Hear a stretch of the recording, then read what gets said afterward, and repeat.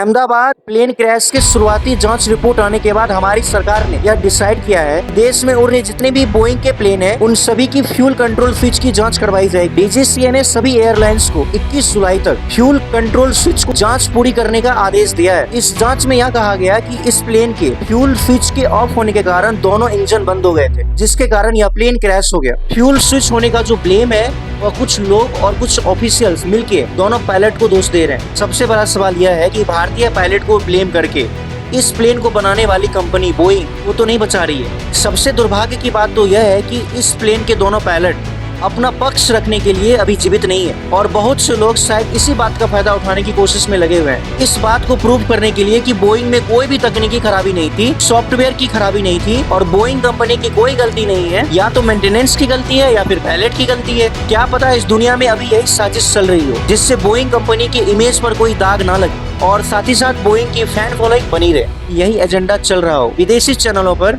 इन दोनों भारतीय पायलट को टारगेट किया जा रहा है जो अभी जीवित नहीं है, जो उसी प्लेन क्रैश में अपनी जान गंवा दिए थे उन्हीं पैसेंजर्स के साथ। आपको जानकारी के लिए यह भी बता दूं कि जो दोनों पायलट थे वो दोनों काफी एक्सपीरियंस्ड पायलट थे। आमतौर पर जब कोई भी हम लोग गाड़ी में बैठते हैं, सबसे पहले हम लोग फ्यूल चेक करते हैं कि गाड़ी में फ्यूल है कि नहीं। जिस डेस्टिनेशन पर हम लोग जा रहे हैं वहाँ तक हमारी गाड़ी पहुँच पाएगी कि नहीं पहुँच पाएगी। तो जरा आप सोचिए, इतने वजन वाले प्लेन को उड़ाने वाले जो पायलट हैं उनसे ये चूक कैसे हो सकती है और वो कैसे फ्यूल स्विच को बंद कर सकते हैं। जो अभी विदेशी चैनलों पर या फिर जो भी बोइंग वाले जो टारगेट करके हमारे ही पायलट को जो ब्लेम कर रहे हैं, यह कहीं से भी सही नहीं है।